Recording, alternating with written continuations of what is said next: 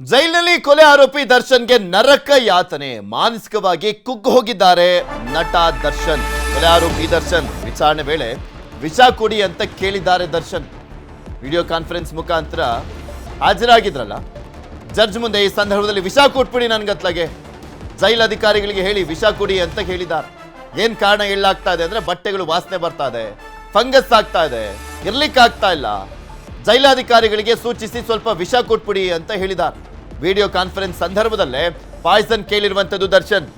Court ಮೂಲಕ ಆದೇಶವನ್ನ ಮಾಡಿಸಿ ಅಂತ ಮನವಿಯನ್ನ ಮಾಡಿಕೊಟ್ರು. ಪರಿಸ್ಥಿತಿ ತುಂಬಾ ಕೆಟ್ಟದಾಗಿದೆ ಇಲ್ಲಿ ಅಂತ ದರ್ಶನ್ ಹೇಳಿದ್ದಾರೆ. ಹಾಗೆಲ್ಲ ಆಗೋದಿಲ್ಲ, ಜೈಲರ್ಗೆ ಸೂಚಿಸ್ತೀನಿ ಅಂತ ನಂತರ ಜಡ್ಜ್ ಹೇಳಿರುವಂಥದ್ದು. ಸರಿಯಾಗಿ ಊಟ ಕೊಡ್ತಾ ಇಲ್ಲ, ತಟ್ಟೆ ತಂದು ಎಸಿತಾರೆ ಅನ್ನುವಂಥ ಆರೋಪ ಎಲ್ಲ ಮೊನ್ನೆ ಎಲ್ಲ ವಾದ ಪ್ರತಿವಾದ ಆಗುವಂಥ ಸಂದರ್ಭದಲ್ಲಿ ದರ್ಶನ್ ಪರವಾಗಿರುವಂಥ ವಕೀಲರು ಹೇಳಿದರು. ಹಾಗೆ ಹಾಸಿಗೆ ದಿಂಬಿಗೂ ಕೂಡ ಮನವಿಯನ್ನ ಮಾಡಿಕೊಂಡಿದ್ರು.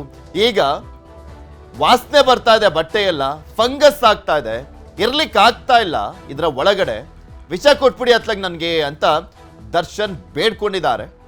ಇಲ್ಲ ವ್ಯವಸ್ಥೆನ ಸರಿ ಮಾಡೋಣ ಅಂತ ಹೇಳಿದಾರಂತೆ. ಜೈಲಧಿಕಾರಿಗಳಿಗೆ ಹೇಳ್ತೀವಿ ಅಂತ ಜಡ್ಜ್ ಹೇಳಿರುವಂಥದ್ದು.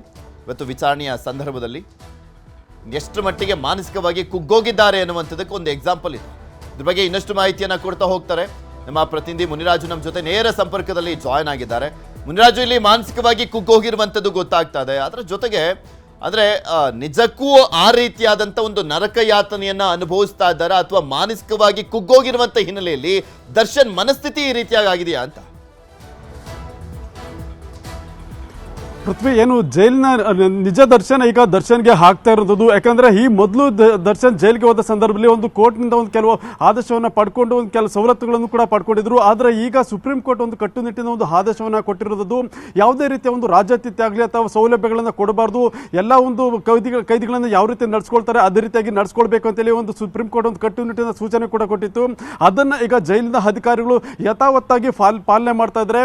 ಅದರ ಒಂದು ರಿಯಲ್ ದರ್ಶನ ಈಗ ದರ್ಶನ್ಗೆ ಹಾಕ್ತಾ ಇದೆ ಅಂತ ಬೇಕಾಗುತ್ತೆ. ಆದ್ರಿಂದ ಈಗ ದರ್ಶನ್ ಈಗ ಇವತ್ತಿನ ಒಂದು ವಿಚಾರಣೆ ಸಂದರ್ಭದಲ್ಲಿ ಇಲ್ಲಿ ಇರೋದಕ್ಕೆ ಆಗ್ತಾ ಇಲ್ಲ, ಒಂದು ಚೂರು ಪಾಯ್ಸನ್ ಕೊಟ್ಬಿಡಿ, ನೀವೇ ಕೋರ್ಟಿಂದ ಆದೇಶವನ್ನ ಮಾಡಿ ಅಂತೇಳಿ ಈಗ ಕೋರ್ಟ್ ನಲ್ಲಿ ನ್ಯಾಯಾಧೀಶರ ಮುಂದೆ ಒಂದು ಹೇಳಿಕೆಯನ್ನು ಕೂಡ ಕೊಟ್ಟಿರುವಂತಹ ಪ್ರಸಂಗ ಇವತ್ತು ನಡೆದಿದೆ. ಏನು ಇವತ್ತು ಎಲ್ಲ ಆರೋಪಿಗಳ ಒಂದು ಚಾರ್ಜ್ ಫ್ರೇಮ್ ಒಂದು ವಿಚಾರಣೆ ಇತ್ತು. ಮತ್ತೆ ಕಸ್ಟಡಿ ಕೂಡ ಈಗ 7 ಜನರ ಆರೋಪಿಗಳ ಒಂದು ಕಸ್ಟಡಿ ಕೂಡ ಎಂಡ್ ಆಗ್ತಾ ಇತ್ತು. ಆದ್ರಿಂದ ಎಲ್ಲ ಆರೋಪಿಗಳಂದು ವಿಸಿ ಮುಖಾಂತರ ಅವರಿಗೆ ಹಾಜರುಪಡಿಸಿದ ಸಂದರ್ಭದಲ್ಲಿ ನಟ ದರ್ಶನ್ ಅವರು ಕೈ ಎತ್ತಿ ಸ್ವಲ್ಪ ಮಾತಾಡಬೇಕು ಅಂತೇಳಿ ಕೈಯನ್ನು ಎತ್ತಾರೆ. ನಂತರ ನ್ಯಾಯಾಧೀಶರು ಅವರಿಗೆ ಮೈಕನ್ನು ಕೊಡೋದಕ್ಕೆ ಹೇಳಿದಾಗ ನನಗೆ ಪಾಯ್ಸನ್ ಕೊಟ್ಬಿಡಿ, ಇಲ್ಲಿ ಇರೋದಕ್ಕೆ ಆಗ್ತಾ ಇಲ್ಲ, ಬಟ್ಟೆಗಳೆಲ್ಲ ಸ್ಮೆಲ್ ಬರ್ತಾ ಇದೆ, ಮತ್ತೆ ಫಂಗಸ್ ಆಗ್ತಾ ಇದೆ ಅಂತೇಳಿ ಒಂದು ಅಲ್ಲಿನ ಒಂದು ವ್ಯವಸ್ಥೆ ಬಗ್ಗೆ ಒಂದು ಹೇಳ್ಕೊಂಡಂತ ಪ್ರಸಂಗ ಕೂಡ ಈಗ ನಡೆದಿದೆ. ಸದ್ಯ ಈ ಒಂದು ವಿಚಾರವನ್ನ ಕೇಳಿದಂತ ನ್ಯಾಯಾಧೀಶರು ಮಧ್ಯಾಹ್ನ 3 ಗಂಟೆಗೆ ಅದನ್ನ ಹಾಜರುಪಡಿಸಿ ಅಂತೇಳಿ ಒಂದು ಸೂಚನೆ ಕೂಡ ಕೊಟ್ಟಿರೋದು. ಮತ್ತೆ ವಿಷಯ ಕೇಳಿದ ಸಂದರ್ಭದಲ್ಲಿ ಅದೆಲ್ಲ ಕೊಡೋದಕ್ಕೆ ಆಗೋದಿಲ್ಲ, ಜೈಲು ಅಧಿಕಾರಿಗಳಿಗೆ ಒಂದು ಡೈರೆಕ್ಷನ್ ಅನ್ನು ಕೊಡ್ತೀನಿ ಅಂತೇಳಿ ಒಂದು ಮಾಹಿತಿಯನ್ನು ಕೂಡ ಕೊಟ್ಟಿರೋದು. ಸದ್ಯ ಈಗ ಮಧ್ಯಾಹ್ನ 3 ಗಂಟೆಗೆ ಈ ಒಂದು ವಿಚಾರಣೆ ಕೂಡ ನಡೆಯುತ್ತೆ. ಮತ್ತೆ ದರ್ಶನ್ಗೆ ಏನು ಬೆಡ್ ಮತ್ತೆ ಹಾಸಿಗೆ ಕೊಡಬೇಕಂತೇಳಿ ಒಂದು ಅರ್ಜಿ ಏನಾಗಿತ್ತು, ಈ ಒಂದು ಅರ್ಜಿ ಕೂಡ ಈಗ ಮಧ್ಯಾಹ್ನ 3 ಗಂಟೆ ಸುಮಾರಿಗೆ ಒಂದು ಆದೇಶ ಕೂಡ ಪ್ರಕಟ ಆಗ್ತಾ ಇರೋದ್ರಿಂದ ಈ ಒಂದು ಸಂದರ್ಭದಲ್ಲಿ ನ್ಯಾಯಾಧೀಶರು ಏನೆಲ್ಲ ಒಂದು ಸೂಚನೆ ಮತ್ತೆ ಗೈಡ್ಲೈನ್ಸ್ ಅನ್ನು ಕೊಡ್ತಾರೆ ಅನ್ನೋದು ಕೂಡ ಕಾದು ನೋಡಬೇಕಾಗುತ್ತೆ.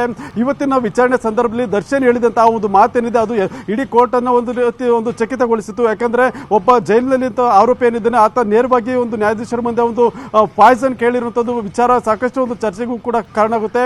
ಮತ್ತೆ ಜೈಲಿನಲ್ಲಿ ಎಲ್ಲವೂ ಕೂಡ ಸರಿ ಇರಲಿಲ್ಲ ಅಂತೇಳಿ ಅವರ ಪರ ವಕೀಲರು ಏನು ಕಳೆದ ಬಾರಿ ಒಂದು ವಾದ ಮಂಡಿಸುವಂತ ಸಂದರ್ಭದಲ್ಲಿ ಒಂದು ನ್ಯಾಯಾಧೀಶರ ಗಮನಕ್ಕೆ ಕೂಡ ತರುವಲ್ಲಿ ಕೆಲವು ಮಾಹಿತಿಗಳನ್ನು ಕೂಡ ಹಂಚಿಕೊಂಡಿದ್ರು. ಅವರನ್ನ ಒಂದೇ ಕೋಣೆಯಲ್ಲಿ ಸೆಲ್ನಲ್ಲಿ ಕೂಡಿ ಹಾಕಿದ್ರೆ ಮತ್ತೆ ಹೊರಗಡೆ ಬಿಡ್ತಾ ಇಲ್ಲ.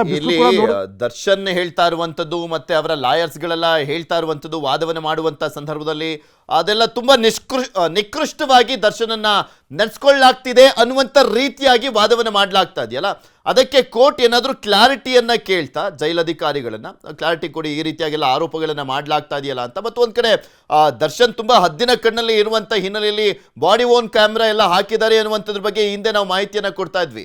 ಈಗ ಅದ್ರ ಪ್ರೂಫ್ ಅನ್ನ ಏನಾದರೂ ಕೊಡುವಂತ ಸಾಧ್ಯತೆ ಇದೆಯಾ? ಪೃಥ್ವಿ, ಈ ಒಂದು ವಿಚಾರಕ್ಕೆ ಸಂಬಂಧಪಟ್ಟಂತೆ ಏನು ಅವರು ಅರ್ಜಿಯನ್ನು ಹಾಕಿ ಕೋರ್ಟ್ನಲ್ಲಿ ಮನವಿಯನ್ನು ಮಾಡಿಕೊಂಡಿರೋದು, ನಮಗೆ ಈ ರೀತಿ ಬೇಸಿಕ್ ಫೆಸಿಲಿಟಿಯನ್ನು ಕೊಡೋದಕ್ಕೆ ಒಂದು ಆದೇಶವನ್ನು ಮಾಡಬೇಕು ಅಂತೇಳಿ ಅರ್ಜಿ ಹಾಕಿದ್ರಿಂದ ಅದಕ್ಕೆ ಸಂಬಂಧಪಟ್ಟಂತೆ ಏನು SPP ಅವರು ಕೂಡ ಒಂದು ವಾದವನ್ನು ಮಾಡಿದ್ದಾರೆ. ಯಾಕಂದ್ರೆ ಜೈಲಿನಲ್ಲಿ ಯಾವ ರೀತಿ ಫೆಸಿಲಿಟೀಸ್ ಇದೆ ಮತ್ತೆ ಬೇರೆ ಕೈದಿಗಳಿಗೆ ಮತ್ತೆ ದರ್ಶನ್ಗೆ ಯಾವ ರೀತಿ ಒಂದು ವ್ಯವಸ್ಥೆಯನ್ನು ಮಾಡಲಾಗಿದೆ ಎಲ್ಲವನ್ನು ಅಂದ್ರೆ ಜೈಲಿನ ನಿಯಮಾವಳಿಗಳ ಅನುಸಾರವಾಗಿ ದರ್ಶನ್ಗೂ ಕೂಡ ಕೊಡಲಾಗ್ತಿದೆ ಅಂತೇಳಿ ಒಂದು ಮಾಹಿತಿಯನ್ನು ಕೂಡ ಕೊಟ್ಟಿದ್ದಾರೆ. ಇದಕ್ಕೆ ಸಂಬಂಧಪಟ್ಟಂತೆ ಆರೋಪಿ ಪರ ವಕೀಲರು ಕೂಡ ಅವರಿಗೆ ಏನು ಒಂದೇ ಸೆಲ್ನಲ್ಲಿ ಕೂಡ ಹಾಕಿದರೆ ಅವರನ್ನು ಬಿಸಿಲು ನೋಡೋದಕ್ಕೂ ಕೂಡ ಕೂಡ ಬಿಡ್ತಾ ಇಲ್ಲ, ಮತ್ತೆ ಬಟ್ಟೆ ಏನು ಒಗೆಯೋದಕ್ಕೂ ಕೂಡ ಅವಕಾಶ ಕೊಡ್ತಾ ಇಲ್ಲ ಅಂತೇಳಿ ಸಾಕಷ್ಟು ಮಾಹಿತಿಗಳನ್ನು ಕೂಡ ಶೇರ್ ಮಾಡ್ಕೊಂಡಿದ್ರು. ಸದ್ಯ ಎರಡೂ ಕಡೆ ವಾದ ಮತ್ತೆ ಪ್ರತಿವಾದನ ಆಲಿಸಿರುವಂತಹ ನ್ಯಾಯಾಲಯ ಒಂದು ತೀರ್ಪನ್ನು ಕೂಡ ಒಂದು ಕಾಯ್ದಿರಿಸಿರೋದು. ಅದರಿಂದ ನ್ಯಾಯಾಧೀಶರು ಇವತ್ತು ಮಧ್ಯಾಹ್ನ ಯಾವ ರೀತಿ ಒಂದು ಆದೇಶವನ್ನು ಕೊಡ್ತಾರೆ, ಈ ಒಂದು ಸಂದರ್ಭದಲ್ಲಿ ಅವರಿಗೆ ಫೆಸಿಲಿಟಿ ಕೊಡೋದಕ್ಕೆ ಅವಕಾಶ ಸಿಗುತ್ತಾ ಇಲ್ವಾ ಅನ್ನೋದಕ್ಕೂ ಏನು ಕುತೂಹಲ ಏನಿದೆ ಅದಕ್ಕೂ ಕೂಡ ಇವತ್ತು ಮಧ್ಯಾಹ್ನ 3 ಗಂಟೆಗೆ ಗೊತ್ತಾಗುತ್ತೆ.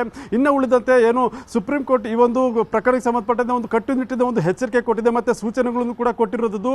ಮುಂದೆ ಏನಾದರೂ ರಾಜ್ಯಾತೀತ ಅಥವಾ ವಿಶೇಷ ಸೌಲಭ್ಯಗಳನ್ನು ಕೊಟ್ಟಿದ್ದೆ ಆದಲ್ಲಿ ಮುಂದೆ ಜೈಲಿನ ಅಧಿಕಾರಿಗಳ ಮೇಲೆ ಒಂದು ಕಠಿಣ ಕ್ರಮದ ಒಂದು ಎಚ್ಚರಿಕೆಯನ್ನು ಕೂಡ ಕೊಟ್ಟಿದೆ.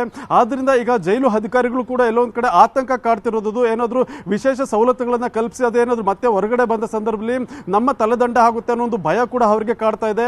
ಮತ್ತೆ ಅದೇ ರೀತಿಯಾಗಿ ಏನು ಜೈಲಿನಲ್ಲಿ ನಟ ದರ್ಶನ್ ಇರುವಂತಹ ಸೆಲ್ ಏನಿದೆ ಅಲ್ಲಿ ಬಿಗಿಯಾದ ಒಂದು ಪೊಲೀಸ್ ಕ್ರಮಗಳನ್ನು ಕೂಡ ಕೈಗೊಂಡಿದ್ದಾರೆ. CCTVಗಳನ್ನು ಅಳವಡಿಕೆ ಮಾಡೋದಿರ್ಬೋದು, ಮತ್ತೆ ಬಾಡಿ ವಾರ್ಡ್ ಕ್ಯಾಮರಾವನ್ನ ಹಾಕೊಂಡು ಅವರ ಸೆಲ್ ಬಳಿ ಹೋಗುವಂತಿರ್ಬೋದು, ಈ ಎಲ್ಲ ಒಂದು ಕ್ರಮಗಳನ್ನ ಕೈಗೊಂಡಿರೋದ್ರಿಂದ ಅಲ್ಲಿ ಒಂದು ರೀತಿ ಏನು ದರ್ಶನ್ಗೆ ರಿಯಲ್ ಆಗಿ ಆ ಸೆಲ್ನಲ್ಲಿ ಯಾವ ರೀತಿ ಇರುತ್ತೆ ಮತ್ತೆ ಜೈಲಿನ ಒಳಗಡೆ ಯಾವ ರೀತಿ ಇರುತ್ತೆ ಅನ್ನೋ ಒಂದು ಪರಿಸ್ಥಿತಿ ಏನಿದೆ ಅದರ ಒಂದು ರಿಯಲ್ ದರ್ಶನ ಈಗ ಆಗ್ತಾ ಇದೆ ಅಂತ ಹೇಳ್ಬೇಕಾಗುತ್ತೆ. ಆದ್ರಿಂದ ಈ ಎಲ್ಲ ಬೆಳವಣಿಗೆಗಳಿಂದ ದರ್ಶನ್ ಅವರು ಅಲ್ಲಿ ಇರೋದಕ್ಕೆ ಆಗ್ತಿಲ್ವಾ ಅಥವಾ ಅಲ್ಲಿ ಜೈಲು ಅಧಿಕಾರಿಗಳು ತುಂಬಾ ಟೈಟ್ ಆಗಿ ವ್ಯವಸ್ಥೆಯನ್ನ ಬಿಗಿಗೊಳಿಸಿರೋದ್ರಿಂದ ಅವರಿಗೆ ಸೌಲಭ್ಯಗಳು ಮತ್ತೆ ಬೇಸಿಕ್ ಫೆಸಿಲಿಟಿ ಸಿಗ್ತಾ ಇಲ್ಲ ಅನ್ನೋದು ಅನುಮಾನ ಕೂಡ ಈಗ ಉಂಟಾಗ್ತಿರೋದು. ಸದ್ಯ ಮಧ್ಯಾಹ್ನ 3 ಗಂಟೆಗೆ ಇದಕ್ಕೆ ಸಂಬಂಧಪಟ್ಟಂತೆ ಮತ್ತಷ್ಟು ಮಾಹಿತಿ ಸ್ಪಷ್ಟ ಮಾಹಿತಿ ಕೂಡ ಸಿಗುತ್ತೆ, ಮತ್ತೆ ಕೋರ್ಟ್ ಯಾವ ರೀತಿ ಒಂದು ಆದೇಶ ಮಾಡುತ್ತೆ ಅನ್ನೋದು ಕೂಡ ಕಾದು ನೋಡಬೇಕಾಗುತ್ತೆ. ಓಕೆ, ಧನ್ಯವಾದ ಮುನಿರಾಜು ನಿಮ್ಮೆಲ್ಲ ಮಾಹಿತಿಗಾಗಿ.